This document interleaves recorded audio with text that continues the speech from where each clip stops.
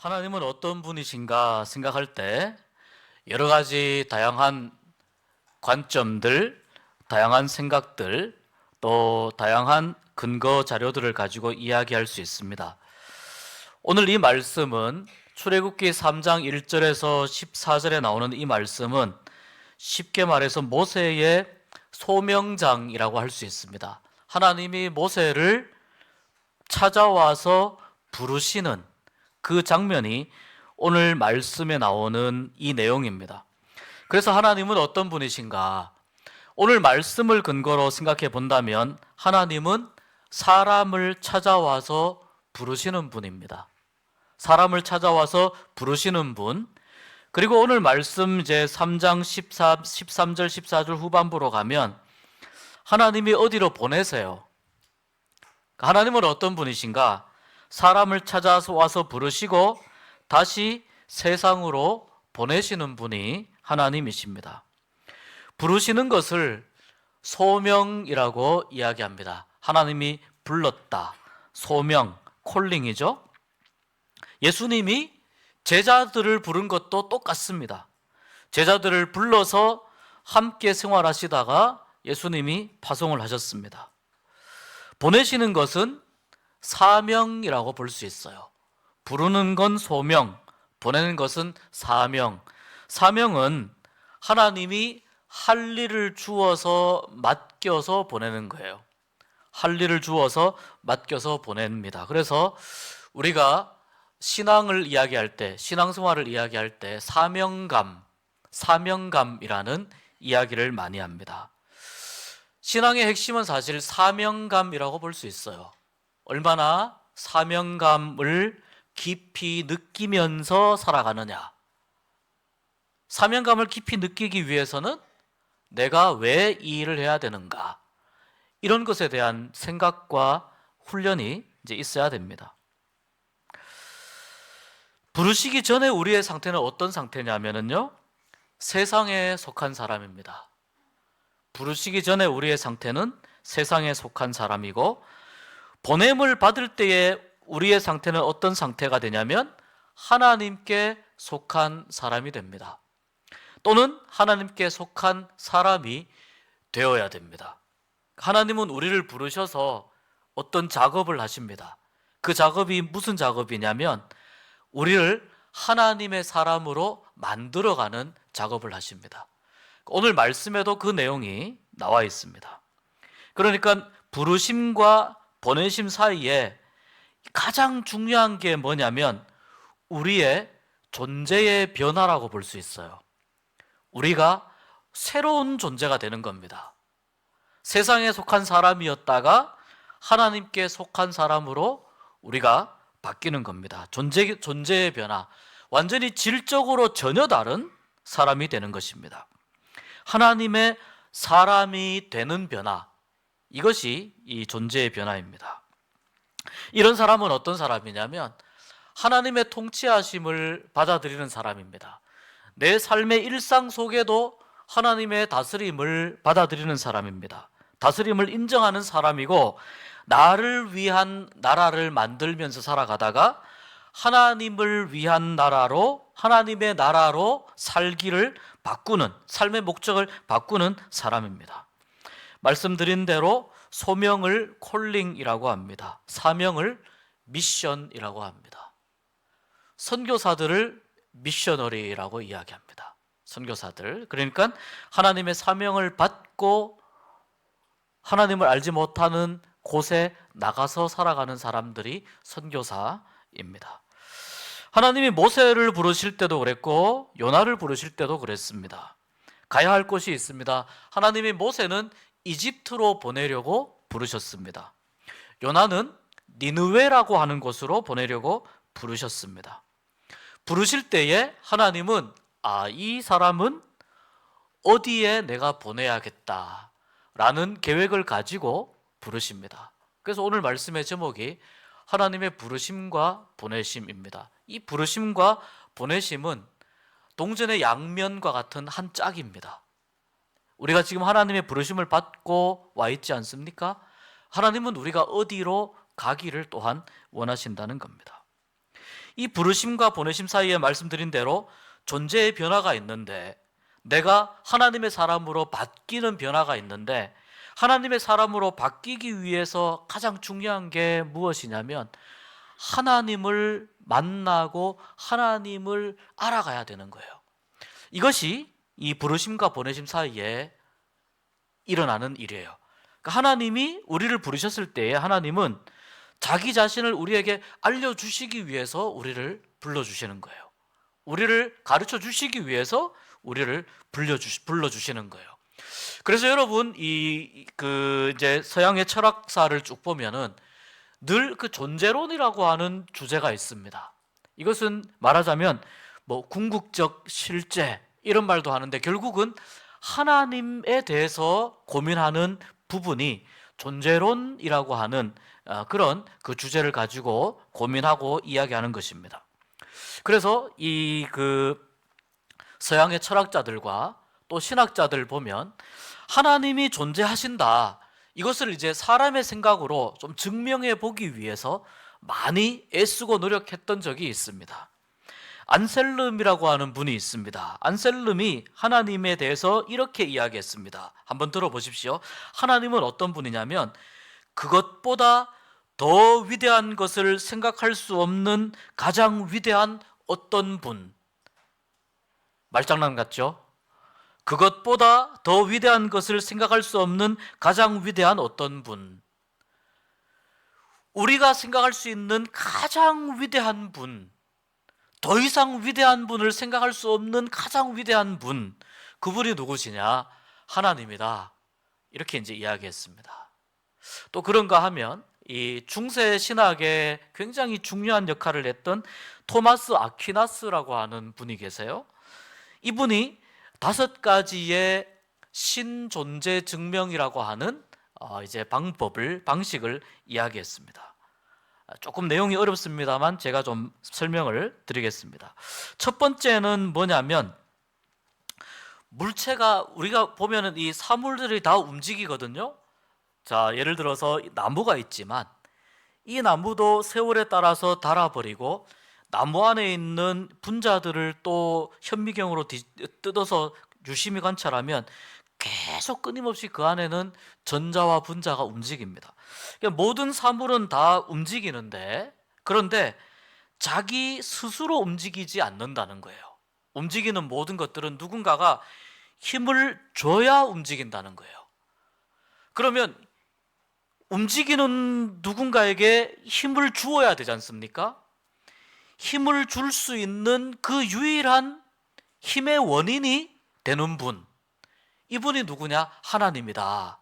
이렇게 이제 설명하려고 한 시도가 하나 있고, 첫 번째 방법이고, 두 번째는 어떤 방법이냐면, 이 세상의 이 일들을 보니까 전부 다 원인과 결과로 이루어져 있다는 거예요. 전부 다 원인과 결과가 이루어지는데 다 인과 법칙에 의해서 이 세상이 움직여지는데, 그런데 이 인과 법칙이 이루어지려면은 계속해서 원인이 있고 결과가 있고, 그 결과는 또 다른 일의 원인이 되고 이렇게 계속 연결이 되거든요. 그런데 가장 처음 원인으로서 출발하는 그 원인이 있다는 겁니다. 이 원인이 무엇이냐? 이걸 이제 제1원인 이렇게 이야기해서 가장 처음 출발점이 되는 원인, 다시 말해서 모든 사물의 출발점이 되는 원인, 그것이 바로 하나님이시다. 하나님의 속성이다. 이렇게 또 보는 두 번째 설명하려고 하는 그 시도가 있습니다. 세 번째는 또 어떤 것이냐면, 우리가 이렇게 세상을 이렇게 보니까 전부 다 서로 의존한다는 것을 발견합니다. 학자들이 사람도 이렇게 사람인 이 한문으로 글자를 쓰면 우리가 이 한문 사람인이라는 글자를 해석할 때 서로 기대어 살으라고 이렇게 사람인이 되어 있다, 이렇게 한자를 설명하는 것처럼 모든 세상의 모든 것들은 서로 의지하면서 의존하면서 존재하게 됩니다. 그런데 아무에게도 의존하지 않아도 되는 분이 계신다는 거예요. 아무에게도. 모두가 다 그분에게만 의존하게 되는 그 유일한 분이 계시는데 그분이 하나님이시다. 이것이 세 번째 설명하려고 하는 방식이에요. 자, 네 번째는 어떤 것이냐면 또 세상의 이 이치를 이렇게 보니까 세상에는 전부 다 가치가 있는데, 예를 들면 이것이 좋다, 이것이 나쁘다, 즐겁다, 슬프다, 기쁘다, 괴롭다, 이런 저마다 사람들의 가치가 있는데, 그런데 이게 전부 다 상대적이라는 거예요. 전부 다 상대적이라는 거예요. 그런데 예를 들면은 선이라고 하는 것, 질서라고 하는 것, 아름다움이라고 하는 것, 아름다움에 가장 어느 누구에게도 간섭받지 않는, 어느 누구에게도 영향을 받지 않는 절대적인 아름다움이 있지 않겠느냐, 절대적인 선이 있지 않겠느냐. 이것을 누가 가지고 계시느냐? 절대적인 분인, 절대적인 하나님이 이것을 가지고 계시기 때문에 절대적인 선을 갖고 계신 분, 절대적인 가치를 제공하시는 분, 이분이 누구냐? 바로 하나님이시다. 이렇게 설명합니다. 자, 어쨌거나 조금 어렵지만 마지막 다섯 번째입니다. 다섯 번째는, 자, 이 세상에 이렇게 자연의 움직임을 보면은 그냥 움직이지 않고 전부 다 이 세상이 질서와 조화로 움직여지고 있거든요. 제가 어제도 어떤 분과 이야기하면서 과학의 기능에 대해서 저는 이제 어떻게 이해를 하냐면, 세상에 하나님이 숨겨놓은 수많은 법칙들이 있잖아요. 그러면 과학의 기능은 하나님이 숨겨놓으신 법칙을 발견해서 사람들에게 도움이 되도록 활용하게 하는 것이 과학의 역할이다. 저는 이제 그렇게 보는 그 입장인데, 예를 들어 만유인력의 법칙, 중력의 법칙, 이런 법칙이 우리가 있지만 그것을 과학자들이 발견을 해서 그것을 사람의 삶에 더 유용하게, 사람의 삶을 설명하도록 하는 데에 이 법칙들을 활용을 한단 말이죠. 과학자들이 만들어낸 법칙이 아니라 자연 속에 하나님이 만들어 놓으신 법칙을 발견하는 거죠. 그런데 이 세상을 보니까, 세상을 보면 전부 다 질서와 조화가 다 이 세상 가운데 있다는 거예요. 그런데 이 질서정연한 이런 법칙들, 조화가 가득한 이런 세상이 우연으로 이런 것들이 만들어졌겠느냐 하는 것입니다. 우연히 만들어질 수 없다. 그렇기 때문에 이것은 어떤 목적에 의해서 이렇게 만들어졌다라고 볼 수 있다는 것입니다. 우리 사람도 그래서 늘 사람들이 생각하는 것이 무엇입니까? 인간의 삶의 목적입니다.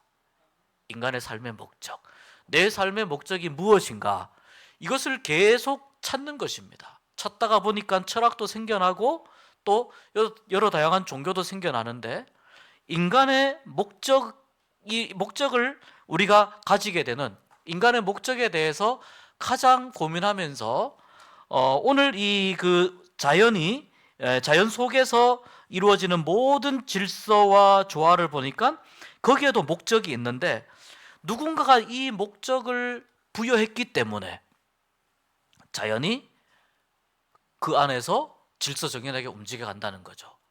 이 목적을 부여한 분이 누구냐? 바로 하나님이시다, 신이다. 그래서 하나님은 이 모든 세상의 설계자이시다. 이제 이런 어떤 사변적이고 또 철학적인 또 논리적인 이러한 이제 생각들을 가지고 하나님이 그렇기 때문에 하나님은 존재하신다. 아퀴나스가 이런 노력을 한 적이 있습니다. 오랜 시간, 오랜 세월 동안 철학이라든지 학문 세계에서는 다양한 방식으로 하나님의 존재를 증명하기 위해 애써왔습니다.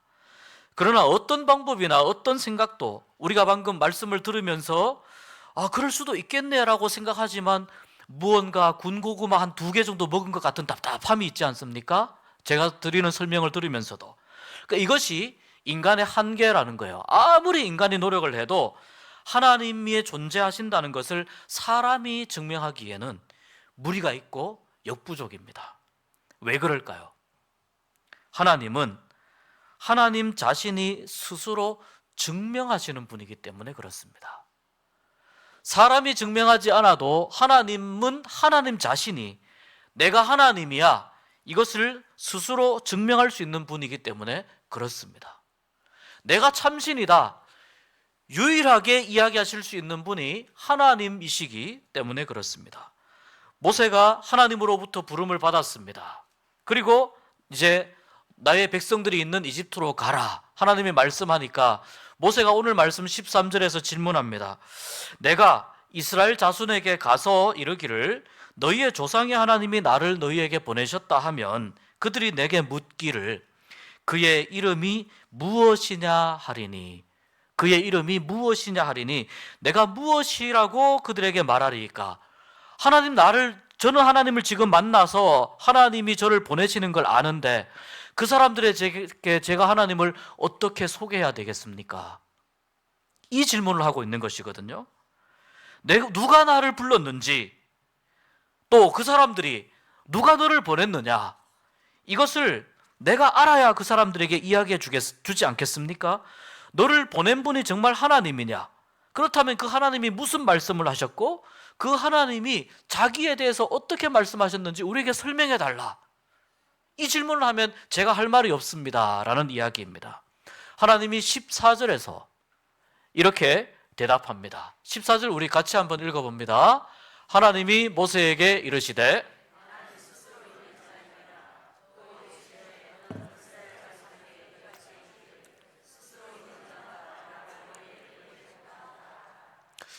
하나님께서 성경에서 자기 자신을 사람에게 소개하신 가장 유명한 말씀 중에 하나입니다. 나는 스스로 있는 자이다. 나는 스스로 있는 자이다. 이걸 원어로 보니까 에흐예 아쉐르 에흐예 나는 나다 이런 뜻입니다. 에흐예 아쉐르 에흐예 나는 영원히 존재하는 존재이다. 나는 시간에 간섭을 받지 않는다. 나는 시간과 시간에 간섭을 받지 않는다. 그러니까 시작과 끝이 아니고 나는 영원부터 영원까지 언제나 존재하고 있다. 이런 뜻입니다. 언제나 나는 존재하고 있다. 아까 설명드린 대로 이 세상의 모든 만물들은 자기 스스로 존재할 수 없지 않습니까? 어떤 원인에 의해서 힘을 받고 존재하는데 나는 그런 이 세상의 만물들과 달리 나는 스스로 존재한다. 그리고 나는 어떤 원인으로부터 영향을 받지도 않는다. 그렇기 때문에 이 모든 만물이 나로부터 출발하는 것이다. 이 뜻이 의미가 이 말씀 가운데 들어있는 것입니다. 나는 스스로 존재한다. 이것을 자존이라고 합니다. 자존, 하나님의 자존성. 하나님은 다른 물건들, 다른 이 세상의 모든 만물과 비교할 때 내가 어떤 도움도 받지 않고 스스로 존재하는 이 자존성, 이것을 모세에게 가장 먼저 말씀하셨어요. 나는 스스로 존재하는 신이다. 나는 나이다. 나는 초월적인 절대적인 신으로서 아까 말씀드린 대로 인과 법칙에 영향을 받지 않는다. 나는 자존하기 때문에 전 우주에 존재하는 어떤 만물들의 영향을 받지 않고 그 모든 만물들의 근거가 되는 신이 누구냐? 나 여호와이다. 하나님의 자존성, 하나님의 절대성, 하나님의 영원성, 이것이 나는 스스로 존재하는 자이다. 이 내용 안에 들어있는 것입니다. 여러분, 세상에 스스로 존재하는 자를 한번 찾아보십시오. 발견할 수가 없습니다. 모두가 어떤 힘에 의해서 존재합니다. 하나님만은 그 안에서 모든 것의 출발점이 되시는 분이고 하나님만은 그 안에서 모든 우주 만물의 근거가 되시는 분이라는 겁니다. 이것을 모세에게 지금 이 말씀으로 에흐예 아쉐르 에흐예 이 말씀으로 모세에게 하나님이 자기를 알려주고 계시는 거예요. 하나님은 모세를 불러서 하나님이 어떤 분인지 분명하게 알리시기 위해서, 그래야 모세가 하나님의 사람이 되니까, 그래서 모세를 부르셨어요. 고대인들에게는 이름이 굉장히 중요했습니다. 우리가 성경을 보면 성경 안에도 고대인들이 지은 이름들, 그 이름들의 의미가 매우 중요하다는 것을 알 수 있습니다. 하나님은 이 이름을 스스로 설명하셨습니다. 이게 무슨 뜻이냐? 하나님은 나 스스로, 내가 나를 증명할 수 있는 신이라고 하는 사실을 가르쳐 주신 것입니다. 오직 이 세상에 하나님만 가능하신 분인 줄로 믿습니다. 우리가 그 하나님을 믿는 사람들이라는 것입니다. 홀로 존재하실 수 있는 분, 그 하나님을 우리가 믿고 우리가 하나님의 사람으로 살아가는 사람들이라는 것입니다. 모세는 하나님의 이 분명한 자기 증명을 듣고 나서 이스라엘 백성들에게 갑니다. 그리고 그들에게 너희들이 그렇게 찾던 하나님을 내가 만났다. 그리고 그 하나님이 이제 여러분을 애굽에서 불러내기 위해서 나를 보내셨다. 그리고 이집트 왕 바로에게도 용기를 가지고 갑니다. 하나님의 백성을 이제 이 땅에서 보내달라고 이야기합니다. 모세는 거칠 것이 없습니다. 왜냐하면 하나님을 만났기 때문에 모세는 거칠 것이 없습니다. 그리고 바로가 반응을 하고 모세는 하나님의 이름을 힘입어 기적을 베풀고 다시 하나님께 돌아와 보고합니다.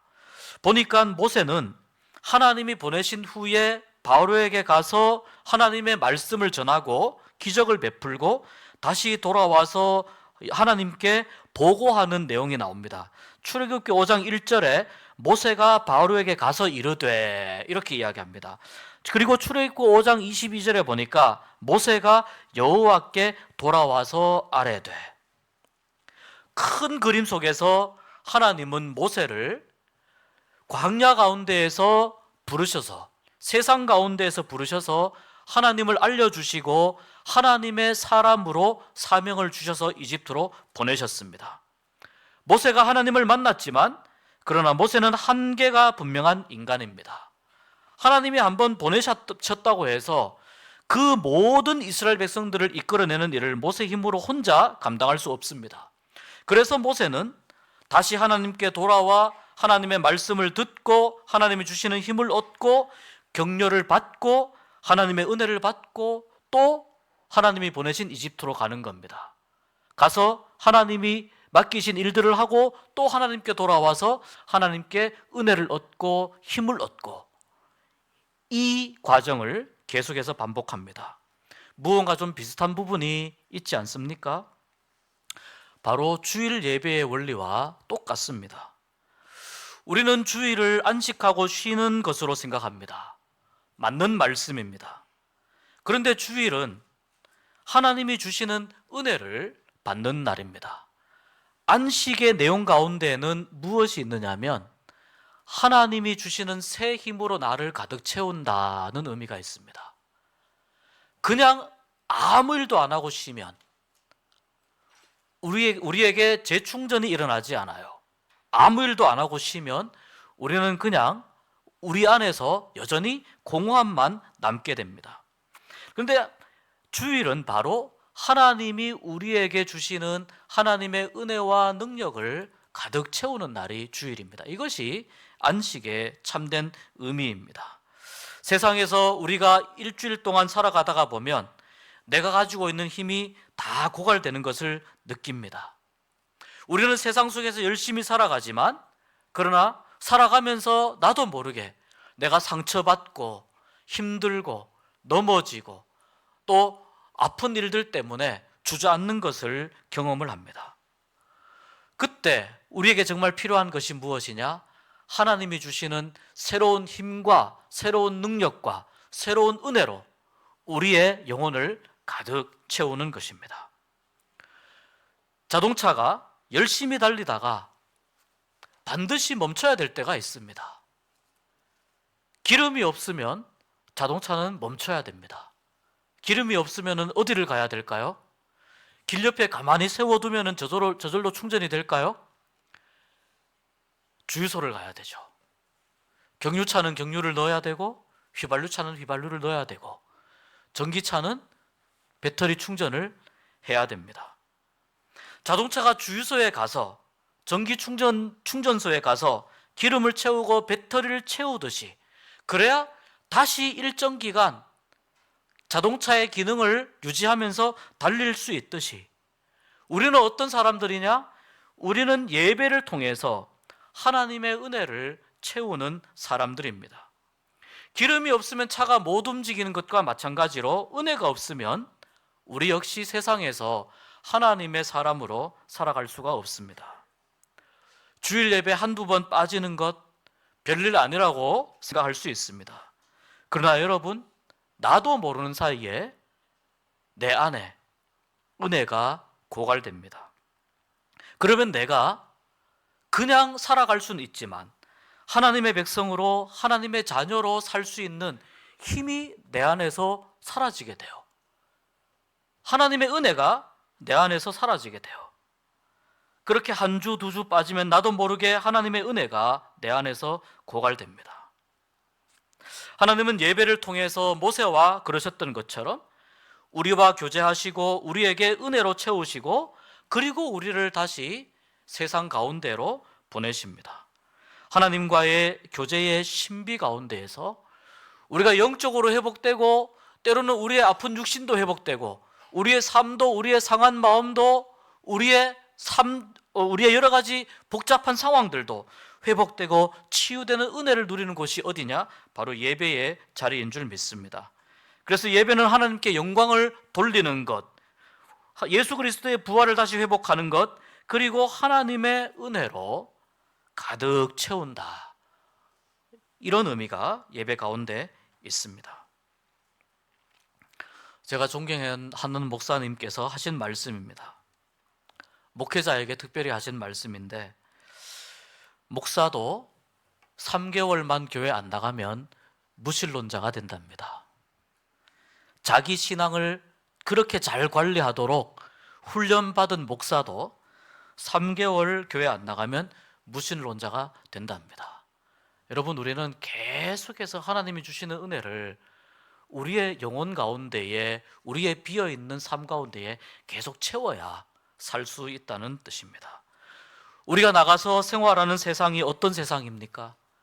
얼마나 영적으로 치열한 곳입니까? 내 힘으로 이길 수 있는 곳입니까? 모세가 맞서 싸웠던 이집트보다 더 험하고 더 힘든 곳이 우리가 살아가는 세상입니다. 하나님은 그곳에 나를 보내시는 거예요.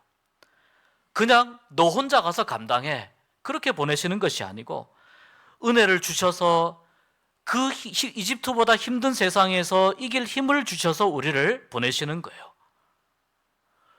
그 이길 힘을 무엇을 통해서 주시느냐? 예배 안에서, 예배를 통해서 은혜를 받게 하시고 우리의 영적인 연료통을 가득 채워서 보내시는 겁니다. 예배는 그래서 단순히 감동 정도의 차원이 아니에요. 예배와 말씀을 통해서 얻을 수 있는 하나님의 은혜와 능력을 경험할 수 있는 시간이 예배가 되는 것입니다. 하나님은 크게는 이 세상에서 우리를 부르셔서 구원의 백성으로 삼아주시고 우리에게 일생 동안 감당할 사명을 주셨습니다. 소명을 받고 사명의 자리로 나아가는 그 사이의 시간 동안에 하나님은 우리가 하나님을 알고 하나님을 배우고 내가 하나님의 사람으로 변화되는 훈련을 하게끔 우리를 또한 불러주셨습니다. 그래서 우리가 사명의 자리로 나가기 전에 하나님 앞에서 하나님의 사람이 되는 훈련을 받는 것입니다. 크게는 우리의 인생을 이렇게 불러주셨는데, 이것을 잘게 쪼개면 이 거대한 사명은 매일매일 우리의 삶을 통해서 이루어지게 됩니다. 그래서 하나님은 한번 보내신 후에 신경을 안 쓰시는 것이 아니고 정기적으로 우리와 만나고, 모세가 보고했듯이 정기적으로 우리의 보고를 받고 우리의 상태를 확인하기를 원하십니다. 모세가 이집트에 갔다가 다시 하나님께 와서 보고한 것처럼 우리도 그렇게 하기를 원하십니다. 매주일 드리는 예배가 왜 중요하냐? 우리가 하나님의 사람으로서 하나님 주시는 은혜와 능력을 이 시간을 통해 채울 수 있기 때문입니다. 그렇기 때문에 예배에 성공해야 인생에 성공하는 것입니다. 예배에 실패하면 인생에 실패할 수밖에 없습니다. 주일에 교회에 와서 여러분 오랜만에 만난 집사님, 권사님, 장로님과 교제하는 것 너무너무 중요합니다. 그것도 매우 중요합니다. 그러나 더 중요한 것은 주일에 교회에 와서 우리가 하나님을 만나야 됩니다. 하나님께 집중해야 됩니다. 하나님이 주신 은혜를 누려야 됩니다. 그래야 우리의 비어있는 연료통이 은혜로 충만해지는 것입니다. 왜 제가 올해 우리 교회 주제가를 충만으로 정했겠습니까? 하나님의 은혜로 충만한 그러한 예배가 우리 교회 가운데 회복되기를 주님의 이름으로 축복합니다. 그래서 예배에 승리하고 은혜가 충만하고 참된 사명자로서 나 자신을 확인하면서 이러한 하나님, 자기 스스로 증명하실 수 있는 하나님, 그 하나님의 사람이다, 내가 그 하나님의 자녀이다, 이 자부심을 가지고 이 놀라운 벅찬 마음을 가지고 이 세상 가운데에서 살아가면서 기쁨으로 사명의 길을 감당하시고 승리의 길을 걸어가시는 여러분 모두가 되시기를 주님의 이름으로 축복합니다.